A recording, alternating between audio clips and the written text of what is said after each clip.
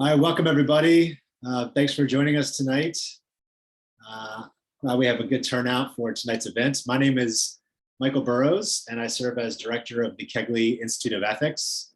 And on behalf of the Institute, thank you for joining us tonight for Ethics and Leadership, a conversation with NaTesha Johnson.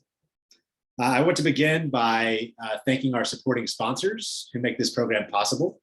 The Kegley family, Valley Strong Credit Union, Kaiser Permanente, and Adventist Health Bakersfield. I also want to thank our CSUB IT team that has helped us with the technology for tonight's event. A few words on the origins of this event.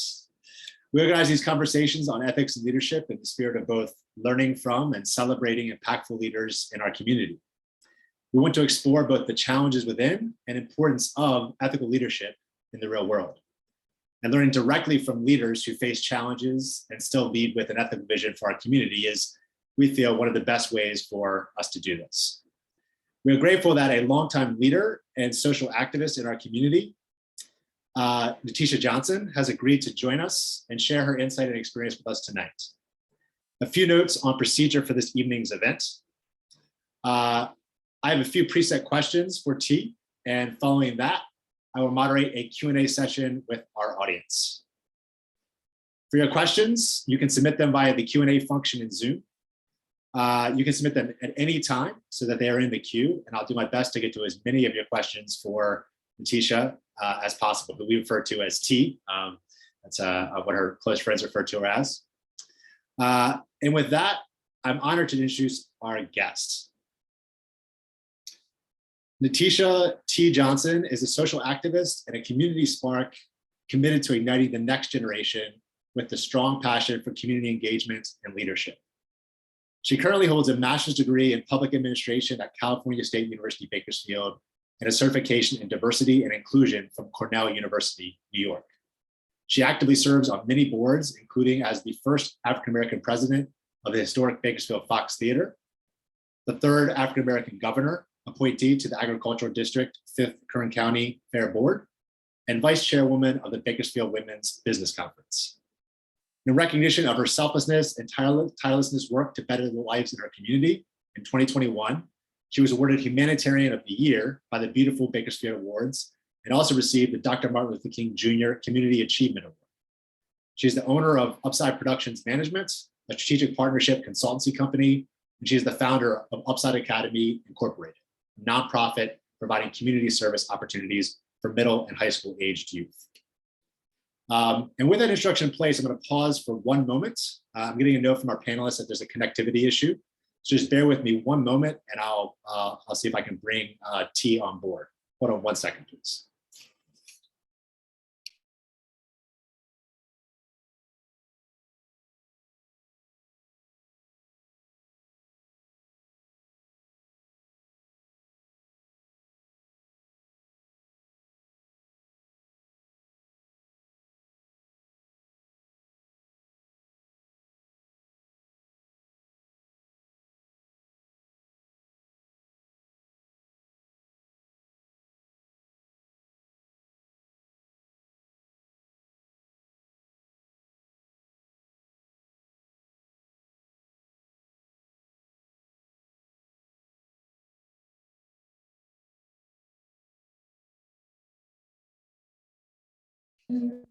All right, I think we have T back with us. Sorry for that brief interruption.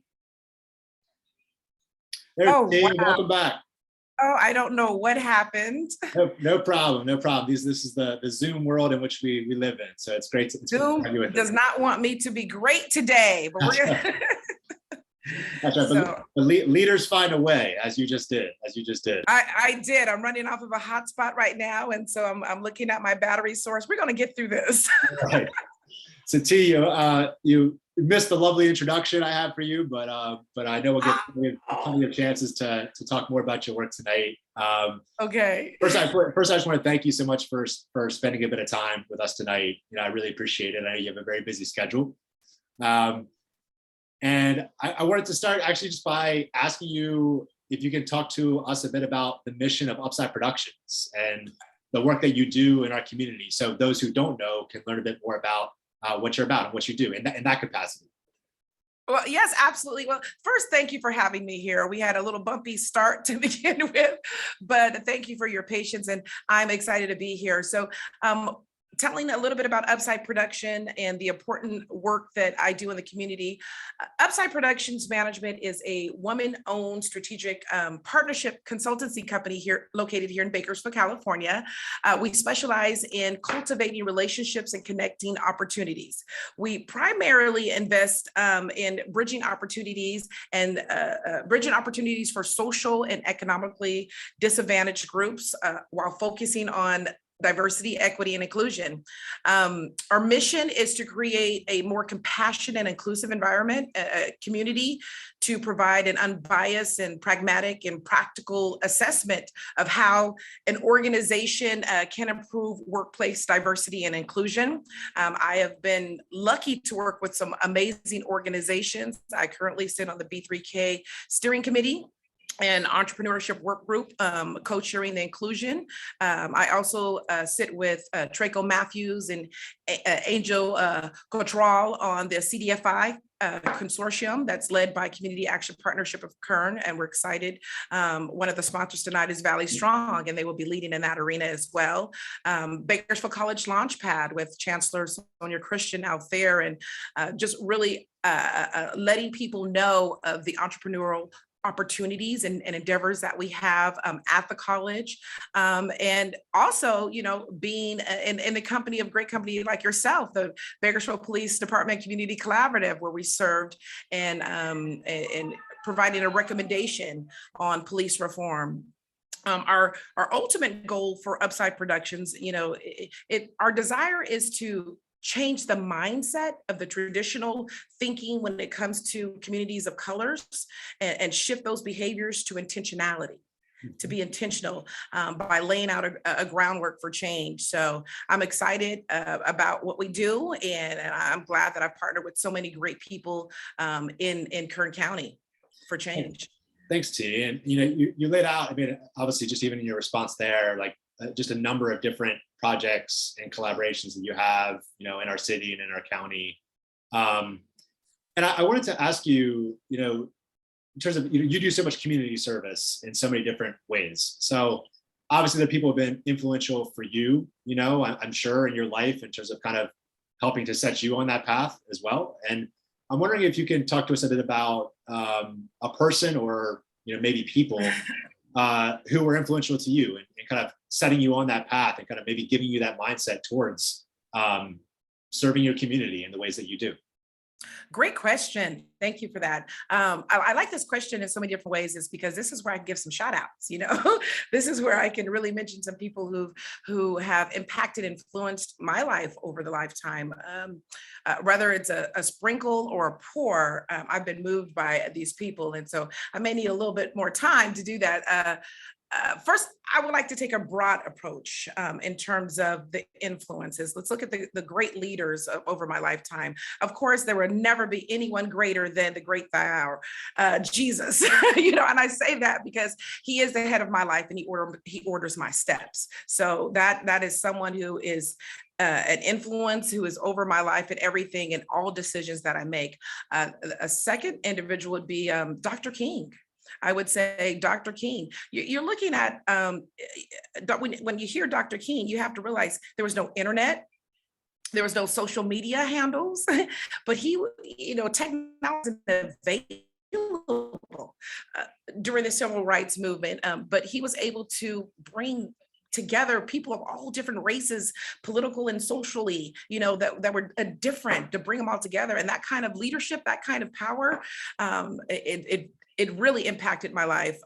Rosa Parks, mother of the freedom movement, fearless. I love that. She was fearless. They were, get up. Who do you think you are? And she pretty much looked them in the eye and said, hold my purse. Let me show you who I am. Watch me change the world. So I love the confidence in her. Madam C.J. Walker, self-made millionaire. She's a catalyst for Black economic independence. And I'm all about that entrepreneurship.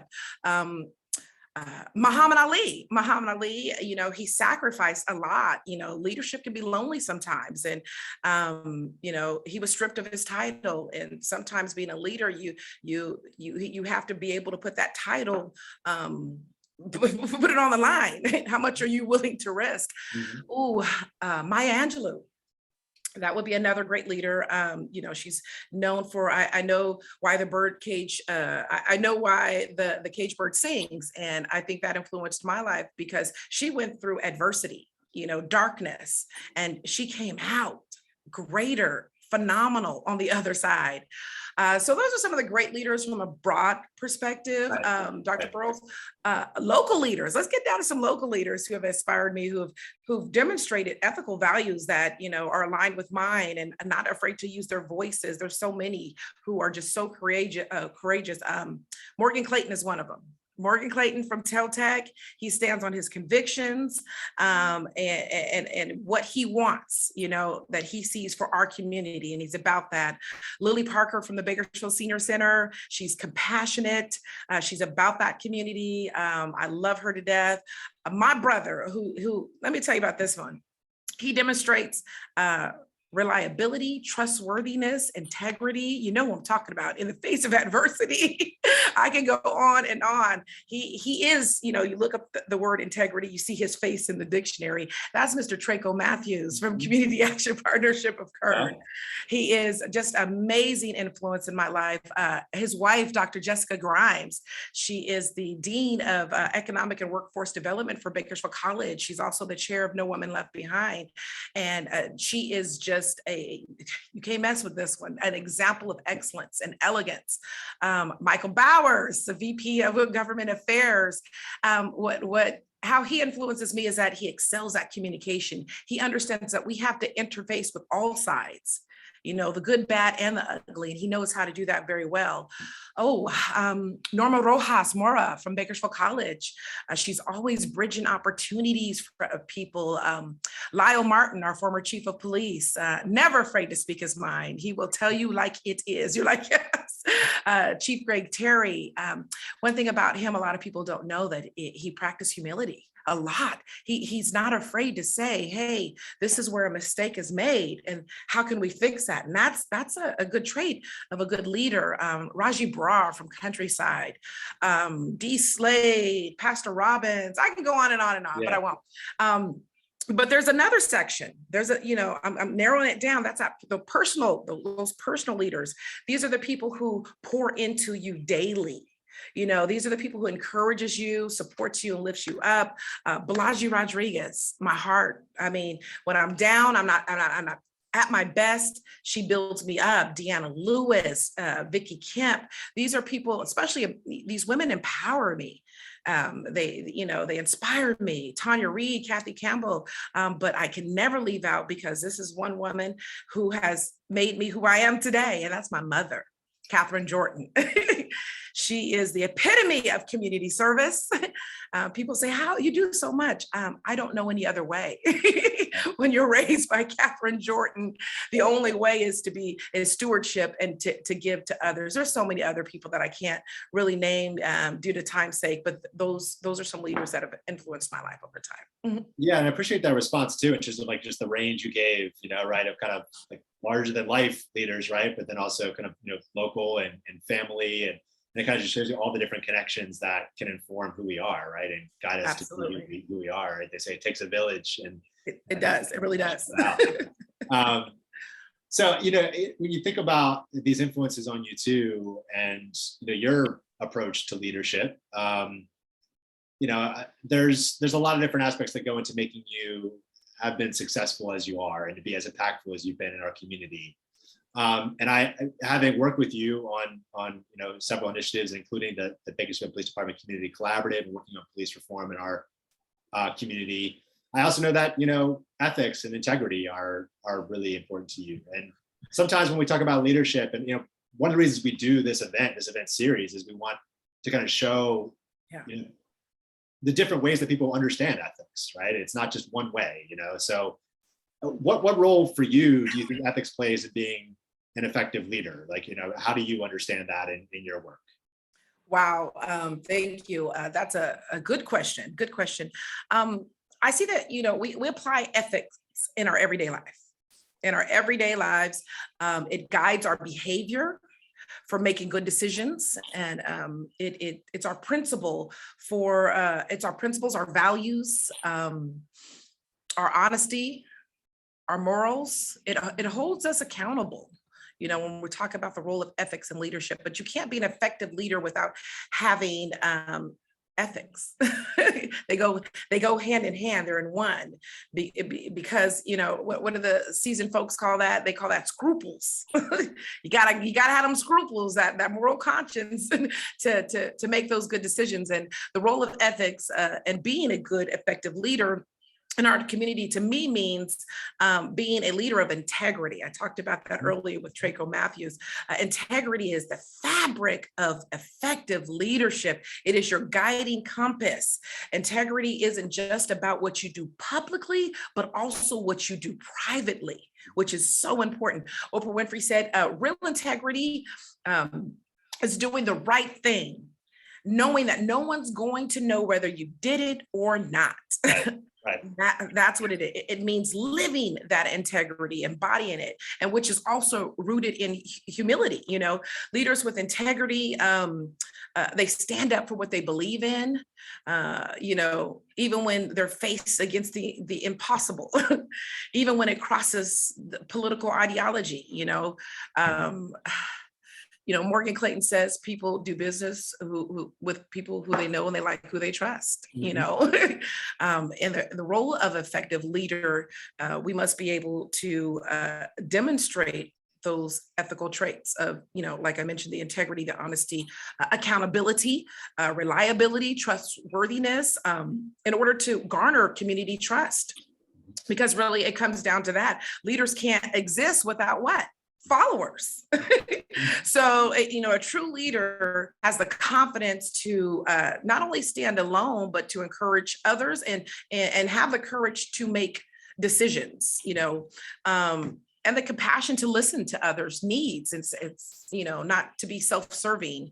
Oh gosh, there was what was it? There's a quote. I'm trying to think. There was a quote by Douglas MacArthur where he talks about a true leader has a confidence to stand alone, the courage to make tough decisions, and the compassion to listen to the needs of others. He does not set out to be a leader, but become one by equality of his actions and the integrity of his intent. Yeah, well said. Well said. And I think in addition to think about kind of like the ethical component of leadership, I think sometimes the term, being a leader, right, it kind of has a really broad resonance. Sometimes people think, well, I'm not a leader, right? I'm just, I'm a student, or I'm this person, but I'm not actually in a leadership position. And I know we were talking with Traco in a previous iteration of this event, and at one point he made that really resonated with me too, was the idea that leadership really shows up in all of our lives, right? Kind of in big and small ways. Oftentimes in small ways, it's kind of like you were mentioning in your last response, like around integrity. It's kind of what we're doing on a daily basis and how we're showing up, and those kind of little actions that we're doing. So, I know we have many students with us tonight. And, if you were to kind of imagine that you're in a room, speaking to young students who are interested in leadership, I'm wondering if there are, a few 2 to 3 areas of advice you'd give to students in terms of what they might keep in mind if they're interested in becoming effective leaders in this or their broader community. What are some things what areas of advice might you give them? Okay, right. Oh, great. Thank you. First, in total agreement when it comes to leadership, we are all leaders in some kind of capacity in our life. There's all different types of leaders. And one advice I would give to the young leaders here that are listening, let me give a couple of them. Yeah, without scaring them. One that I've learned the hard way, but I'm glad that I know it and I understand it now, is to define and align your values. That is so important. You know, you want to treat others how you want to be treated. You know, you want to be appreciative of the things that you have. You want to be thankful for the people that are helping you, or as those, you want to recognize those that are also struggling. But you also want to define and align your values. If you don't know what your values are, you are giving access to people to align it for you. That's a dangerous thing to do. I always tell people that if you don't mind your business, somebody else will mind it for you. So you need to make sure that before you say you go into the leadership role, that you understand what your why is and what your purpose is. And now we understand that, you know, that a society will progress and conventions will change and so forth, and your values will shift. But you need, in order to be an effective leader, it's more than just strong values. It's important to have a strong foundation in place. Great. That holds those values. Yes. And it's that purpose. And I've learned that because you can get easily swayed by listening to different things and different people. So defining and aligning your values is a launch pad you should take with you wherever you go. It's your credit. It's who you are. It's your brand. Another advice I would give is don't, focus less on roles and titles and positions. That's the last thing that you need to put emphasis on. Why? I read somewhere, I like to read, I read somewhere where a boss orders, a leader guides, a boss manages, a leader inspires. We all have, we can all have an insatiable appetite for power and position. It tastes pretty sweet, but you want the process in it, and you want to put in the sweat equity and rolling up your sleeves, because titles, they can be taken away easily. You can get caught up in your roles, which prevents you from sticking to your mission. So keep that in mind. And third advice, let's get to the third advice.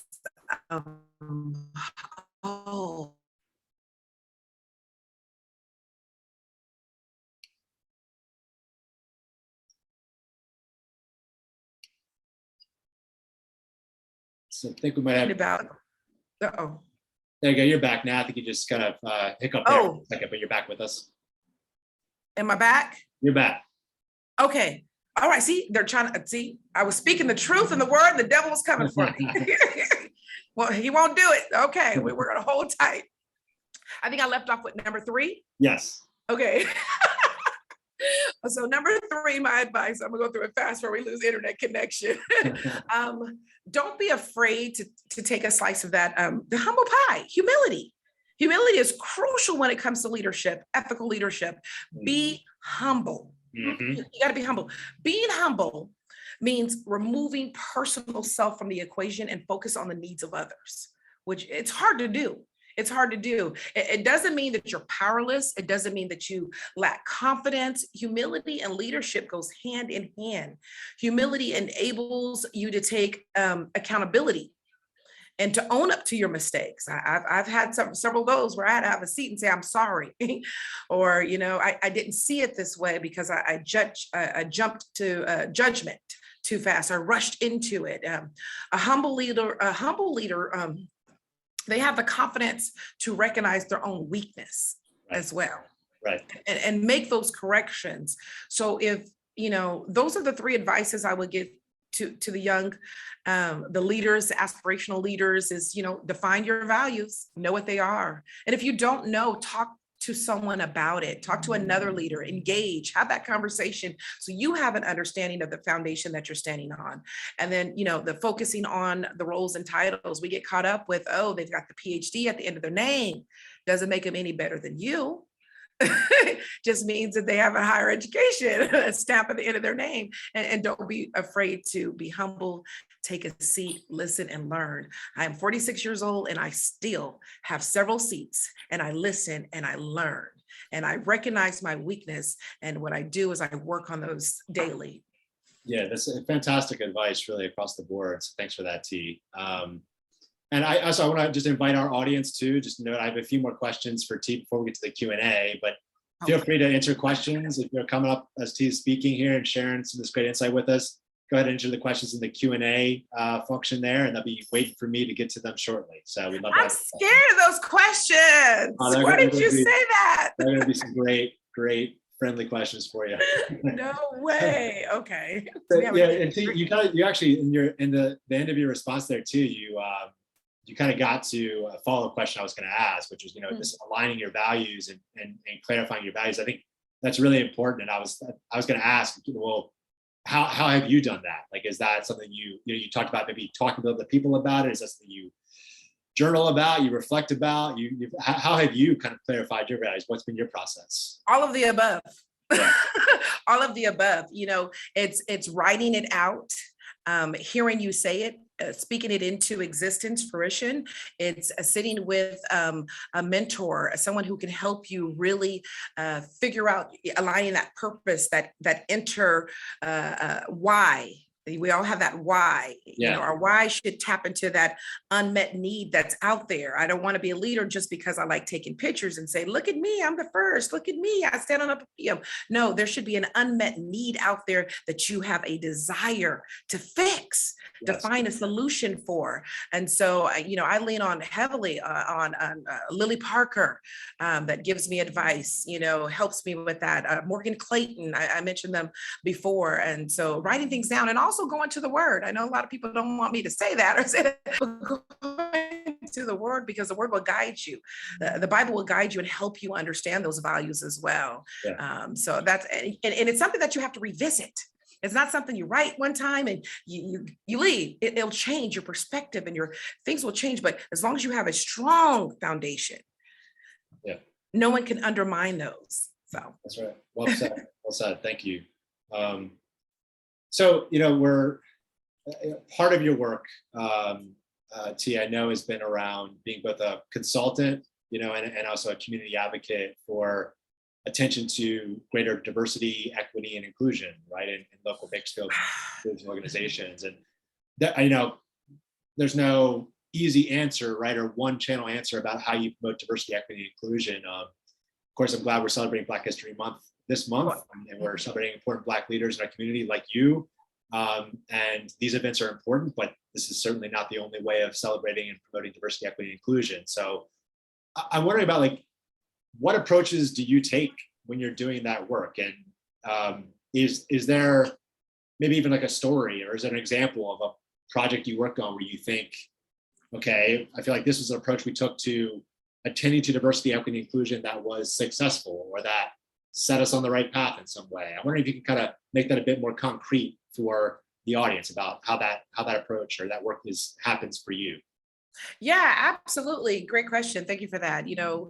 When talking about core aspects of approaches to DEI, fostering diversity, equity, and inclusion, it really is individually based. It's based on the needs and the assessment of the organization.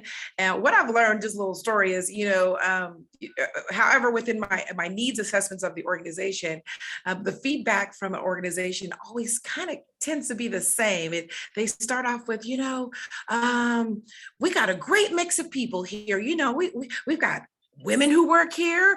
We have a few Black people that work here. We've got some Hispanic. We're pretty good. We're just glad that you came in. We just want you to give us a stamp of approval and compliment what we're already doing. So then I have to say, okay, I have to remind the groups or the organization is that we have to stop quantifying diversity by a number or a color. Diversity is not a number or a color. And, we break diversity down. Well, what does that mean? What does that mean? And we're talking about approachable. Diversity is just a group of people who are different in the same place. We're talking different social economic backgrounds, cultural backgrounds, ethnic background, racial background, experience, interest, all of that. That's what diversity is. And some people stop right there. And understanding, as long as we have that physically, that's right there. So my approach always, I dig a little bit deeper. I let them know what it really means to have DEI, what equity in the workplace really means. It means having a level playing field. That's what it means. It's not, some people think, it's the affirmative action. No, it's equity, it's having in the workplace a level of playing field for everyone in the workplace. That means that we want the same reward for the same work. Yeah. If I'm doing what you're doing, I want the same. I want the fair treatment, and then we have the inclusion part. So now you got me in the door. I'm there. That's that diversity. Now you created a work environment that's supposed to be fair. The inclusion part is always, it's overlooked. It's perhaps misunderstood, but basically inclusion means a sense of belonging. Yeah. Does my voice matter? Am I valued here? I'm glad that you guys checked that diversity and compliance box. You got me. But am I part of the process? And so when I look into the core aspect, I always tell them, don't get caught up in the number or the color. You want to, I look at, what is your equitable pathways to promotion? What does that look like? Right. What does your reform hiring process looks like? Have you hired a diversity, equity, and inclusion officer to ensure equitability in the workplace? Right. What does your customer base looks like? Are you being intentional in your approach by diversifying your business network? Have you, and this is one that's really overlooked, is have you talked to those who have been excluded within your workplace? Mm-hmm. There's a history of exclusion, of being shut out. If you look historically, African Americans have been shut out of everything, of workforce, housing. We can go on. We have fought to be at the table in so many ways. So are you talking to the people of color, people with disabilities, nationalities, sexual orientations? Are you asking them what is it that they need? And this work is so important that we do, and I know you do, and I do it, and the people that I mentioned that we do, because it has a multitude of benefits to understand what diversity, equity, and inclusion means. Bottom line, I always go to the entrepreneur side of me, it's improved profitability. Research have shown that 35% of profitability has been increased with a 31% of performance increase, higher productivity, better engagement. So it's essential for organizations. When I talk about the core aspects, it's essential to the organizations to, in order to have success, is to build an inclusive culture. Yeah. You're twice as likely to meet your needs and to exceed your financial, your needs in your community. And it's also essential for the community to grow and work together. So yeah, I was going on because I can go deeper. I know. I mean, we probably could have a whole event on that topic. I know. Just on that topic alone. Actually, maybe we should. Yeah, absolutely. I would love it. Yeah. So it also just strikes me that diversity, equity, and inclusion work, or DEI work, is work that I don't know if you've ever done. Right. I mean, it seems like it's both a concrete goal and it's also a continuing aspiration. I think. I mean, when you talk about being inclusive, I don't know if you ever say, okay, well, we're inclusive now. There's no more we can do. No. It's a continuum thing. And right. Exactly. And then one thing I want to also to mention is that, when an organization or a group, they want to diversify, they want to learn more about DEI, is, one thing you don't want to do, and I often see that. So one of my approaches is to remind them not to do this. Don't copy and paste someone else's diversity initiatives. Yeah. Because what's working in that organization may not necessarily work in your organization. It is individualized. The needs within your organization, it's individualized. So I wanted to make sure I pressed upon that. Yeah, good point. Very good point. Thanks. So I see a couple good questions coming in. I'm going to ask you one more question here, and I'll stop. I'll help spread the wealth so other people can ask questions too. But please do feel free to put your questions in the chat. Am I able to see the questions? Yeah, you can. Oh no. Okay. All right. So T, this one is maybe give us a little bit more of a sense of you and some of your personal interests. But do you have a favorite book or movie or podcast or whatever that has been useful for you in terms of reflecting on leadership specifically? Like anything like that you kind of comes to mind for you that you want to share with our audience? Maybe they'd want to check it out too. Oh man, I love that question. Thank you for that. I'm a fun person, so we're going to have fun with this. I would say my favorite movie. I'm going to reflect upon my favorite movie, determining my approach of leadership. And whenever I see it on TV, I stop and I watch it over and over and over. And I'm hoping someone will agree with me. I'm going to give you a hint. Principal Joe Clark. Principal Joe Clark. Principal Joe Clark. Oh man. Come on. The movie took place it started in 1967, and then it was a beautiful East Side High School. And then 20 years later, it went in 1987, graffiti filled, disarray. It was absolutely. What? Stand and Deliver. Oh, close. It came around that time. Lean on Me. Lean on Me. Yeah. Okay. Lean on Me. And reflecting on the leadership style of they called him Batman Joe Clark, which is a true story, is that he was fearless in his approach. We didn't always agree with what he had done, but he expelled offenders. I mean, that was his first line of duty. He came in and he just pressed down the gauntlet. But he also showed humility. He made some mistakes, and as a leader, he owned up to those mistakes. He also showed that he cared. They thought he was harsh, they thought he was cruel, but he showed how compassionate, because he believed what he believed in. He believed in rules and structure. And a lot of people, oh, no, we don't want to do that. But over time, they realized his values was why he cared so much. And over time, they saw his heart. He showed that he cared. And, also he sacrificed, a leader sacrificed. He went to jail for his convictions. So that movie hits home every time I watch his leadership, style. Now, no, I won't walk around with the bat in my hand, but I will do whatever I need to do by any means necessary to make sure that my community gets the resources and funding opportunities, and that we are diversifying representation. And we're at the table. If you look currently now, we have one African American, and that's Planning Commissioner Michael Bowers. We know that we have a small African American population, but we're fighting for that diversity. We're fighting for a seat at the table. That's that inclusion part. I'm fighting to be heard, to be at the table. So that movie hits home, and it helps me out, and it inspires me. Fantastic recommendation. I love movies, so that's a good one. That's a good reminder to rewatch that one. It's been a you while. have to. So I want to give credits to a couple of our audience members put in the Q&A. So both Tamar and Markel, guests here tonight, put Lean on Me, so they did know that answer. So we did have some audience members who were bravo. So I want to transition a bit now to some audience questions and comments. First of all, just start with a comment. So Maurice, one of our guests here tonight, says, "Thank you for sharing about the comment about titles. People seem to get intimidated when individuals have initials after their name. You are truly inspirational and a true community leader. Stay diligent." So that's a comment from Maurice. Thank you. So a question from one of our friends tonight, Angelica. And Angelica asks, what is one of the most difficult things about stepping into leadership?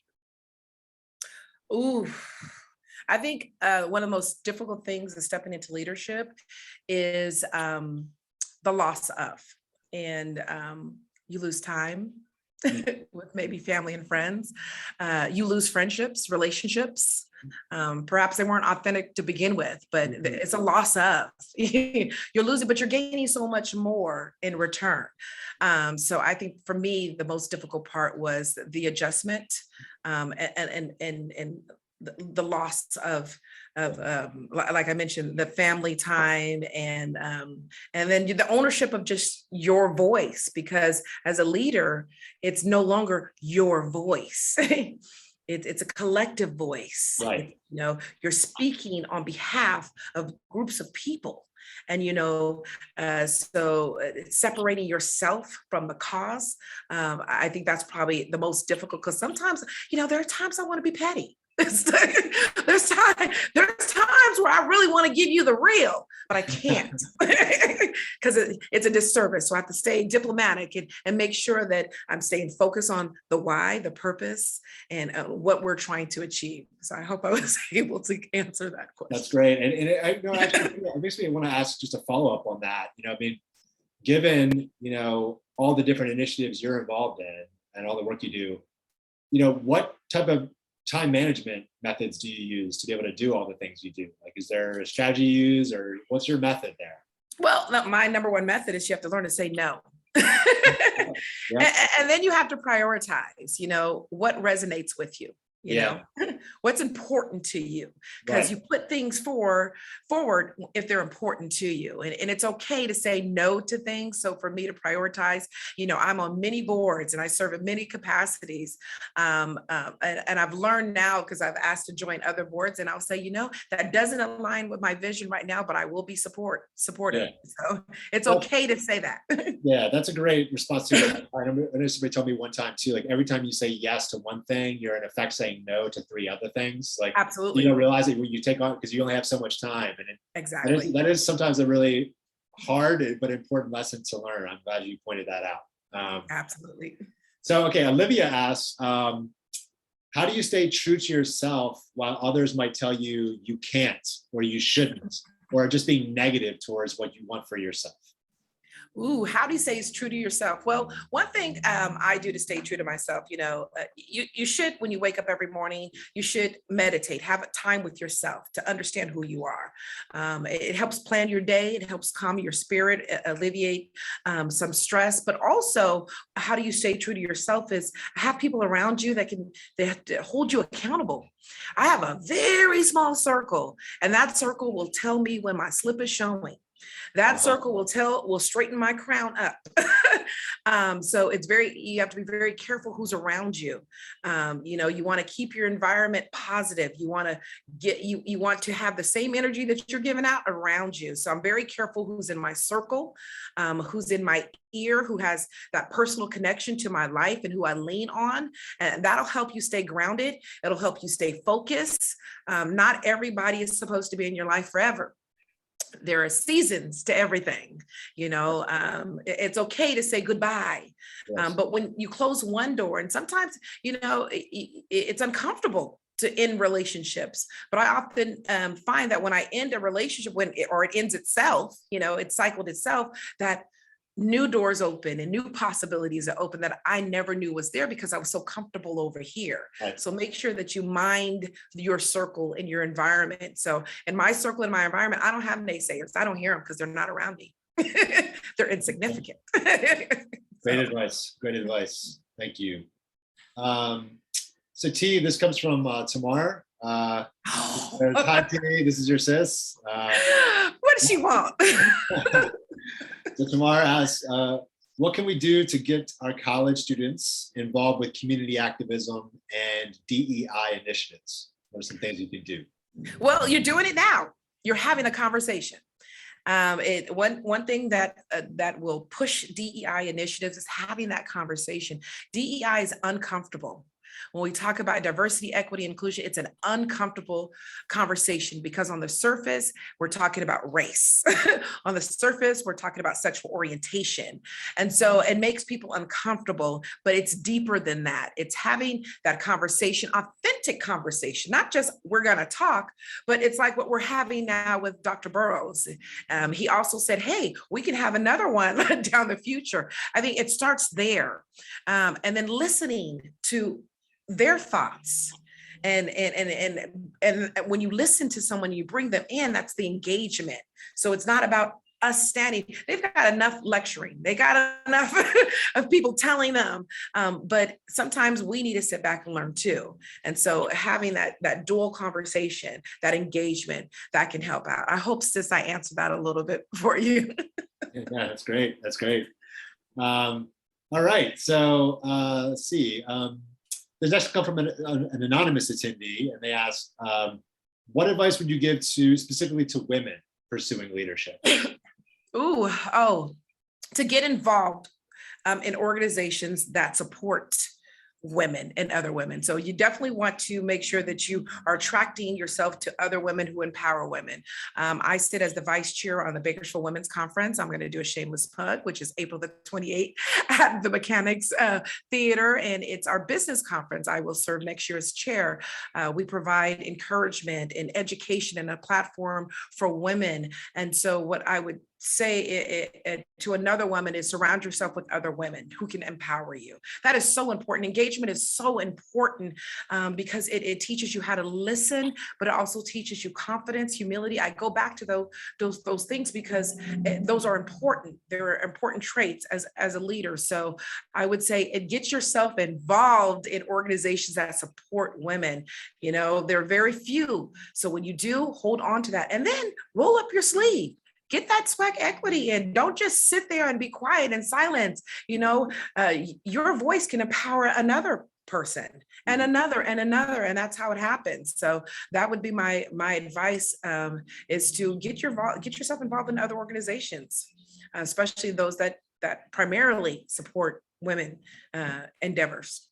Thanks, T. Yeah, I mean, I think that's, you know, I was actually moderating an event last week, and there was questions from some folks about, well, how do I get involved in leadership if I want to kind of start a movement or start an organization. And one of the things you just said, I think really resonated and that was useful in that event too, is looking around to see what events, I mean, what organizations already exist that are working on issues you're interested in, right? There's a lot you can learn from people in our community just like you, right? So absolutely, I think that's really great advice you're providing there. I just wanted to reiterate that. Thank you. So this question comes from Fitzgerald. And Fitzgerald asked, what are methods that you use to, or you might suggest using, to not allow past trauma to impact your leadership? Yeah. Methods that I use to not allow past trauma. We all have trauma. We've all experienced trauma in some type of way to affect leadership. Well, first it's recognizing that setbacks and challenges and so forth, that's inevitable. They make us stronger. And so, and I always say this, one method I use is always going back to my why, my purpose. So, because those traumas, they can stop you. They can stop you in your track. They can make you not want to move forward and not to progress. And that's a way of keeping you down. But, you know, setbacks and challenges are necessary. And, you know, don't beat yourself up about it. You know, appreciate the little wins. Start appreciating those little wins. That'll make a difference, and that'll keep you motivated. That'll keep you inspired. And so that would be my advice. My method is to recognize those tiniest wins. I'm telling you, I cheer when someone responds back to my email.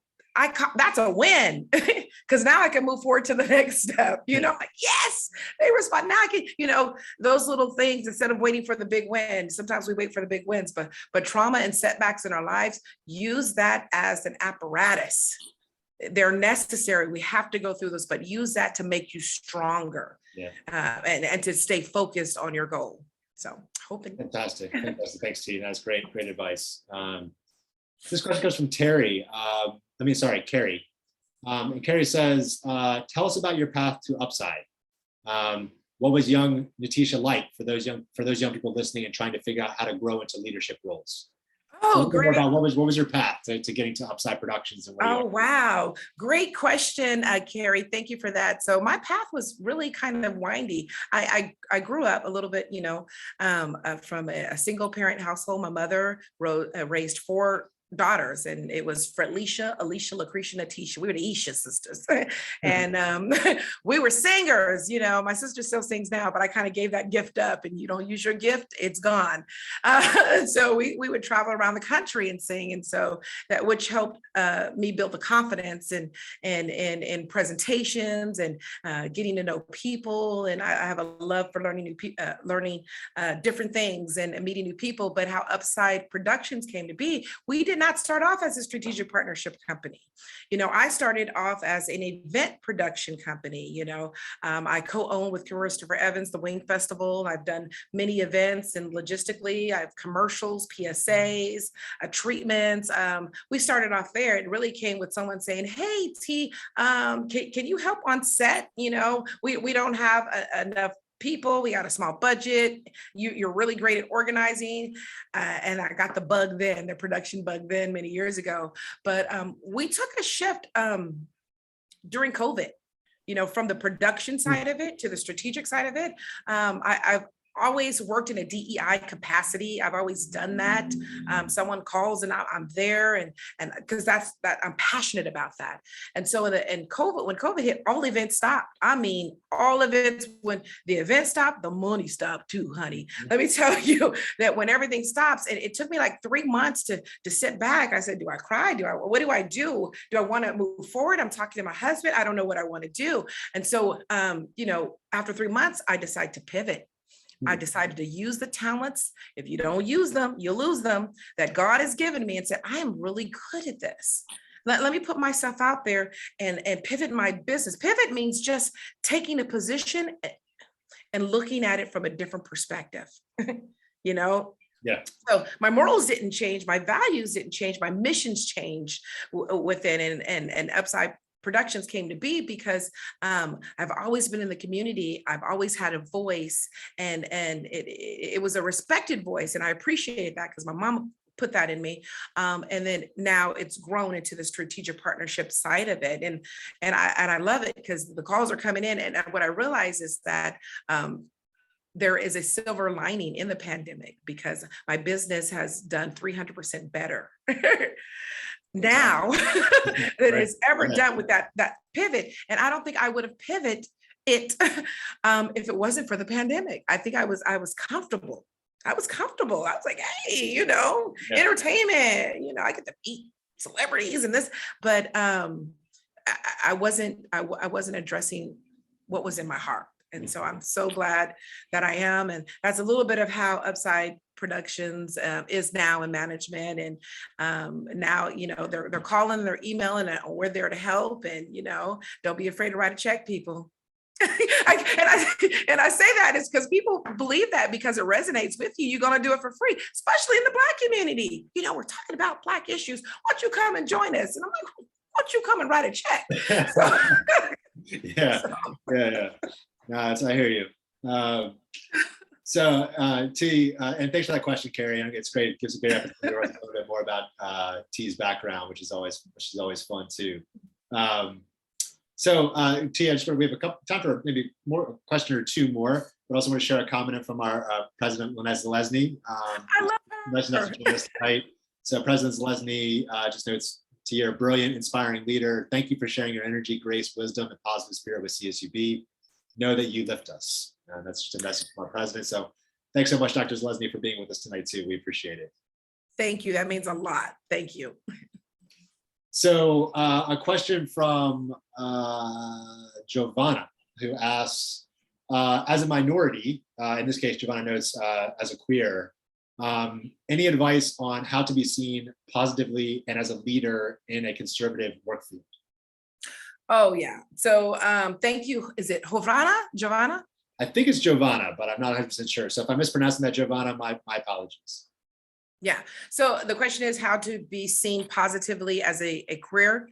And what was the second? Queer and as a minority, and specifically Giovanna notes as queer, like in a conservative work field. Yeah, your actions will speak louder than your words. So if you want to be seen positively, I always tell people, check your actions, have a positive mindset. And so what you exude is what people see. And if they don't accept that, then you keep it moving. But like I mentioned earlier, your credit, your name is everything. And so it's through your actions. And if you want people to see the positive side to you, it's done through your actions. I don't listen to words, I listen with my eyes. And so that would be one advice that I would give you. And it doesn't matter what your background and your history is. Even as a minority, you stand strong on your values. You stand strong in understanding how you treat people, and because how you treat people is how you want to be treated as well. And so it's a variety of things. So many variables in that question to answer, but I'm hoping I touch on a little bit on it. It always comes down to your actions, who you are. People are going to remember you. People are going to remember, like I said before, for Morgan Clayton, people want to be around people or do business with people who they know, they like, who they trust. So that those ethics are very important. Thanks, T. T, so probably our last question tonight. This comes from Valencia. And Valencia says, asks, how do you find the courage to take on new tasks? That is an excellent ending question. How do you take the courage? What I'm learning to do in order to take on a new task is if we're looking at learning a new skill set, or we're taking on, or does she mean taking on a new challenge or responsibility? I'm sorry, could you? So she didn't fully kind of flesh that out. I think so. I just say interpret it probably as you'd like. Okay, so how do I take on a new task if I want to learn a new skill or a new task or something? You know, I set aside time, I prioritize, I write things out daily, and I love putting check mark next to things when I complete things, and that's in terms of task. How to take on a new project or a new experience in terms of maybe an organization or to be involved. I've learned something a little bit different. In order for me to pick up something else, I have to put down something else. I have to, just like Dr. Burrows said, because one yes, I've got to, there's 3 no's over here. So I've learned to, do I really not want to be on this to be on this? Yeah. And then I have to tell them, thank you for the opportunity, but right now my focus is here. And so I've come to a place where I'm not just saying yes to everything and taking on so many different tasks. I'm saying, if I take this on, I've got to be willing to put this down. Yeah. And 9 times out of 10, me and this, we're friends already. So and that's what I've learned to do. And it's okay. It's kind of like buying clothes. When ladies or whoever is out there, you know, when you buy something, remove something from your closet. You know, clear space, make room. You know, don't just keep hoarding. Don't keep just buying stuff. You know, it's okay to let things go, to bring new things and new opportunities in. Thank you so much, T. Really, it's been just interesting and also just super fun chatting with you tonight, and get to hear you engage with our audience as well. And thanks so much to our audience as well for your great questions and for spending a bit of a time with us tonight. We do appreciate it. T, any final comments or thoughts on your end?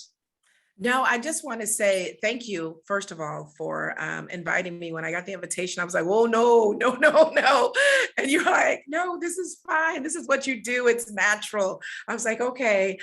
So thank you so much for everything that you do in the community with Kegley. Thank you for having me, CSUB. And you know, my final thoughts is, you know, as I mentioned this before, if you don't mind your business, somebody will mind it for you. So wrap yourself around your business and your values and stay firm, steadfast like a tree planted by the river. You should not be moved. Excellent insight to close on. Thank you so much, T. Thank you for having me. Of course, great to see you. And everybody, be safe and be well. And we'll see you next time.